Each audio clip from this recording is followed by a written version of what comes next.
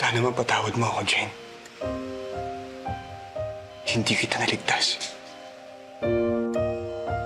Kung sa tingin mong iniwan kita sa ere.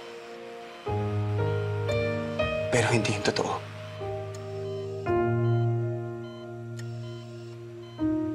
Dahil namumuna sa buhay ko ang pamilya ko.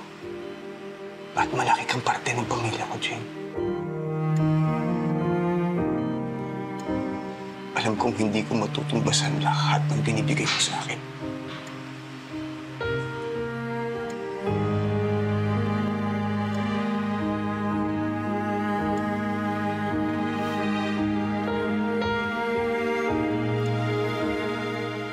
Magpagaling ka.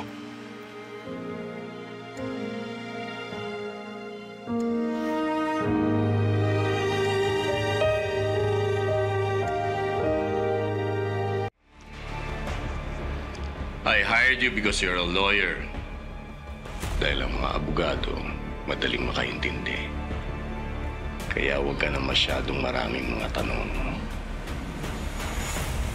Gawin mo na lang kung ano yung pinapatrabaho sa'yo.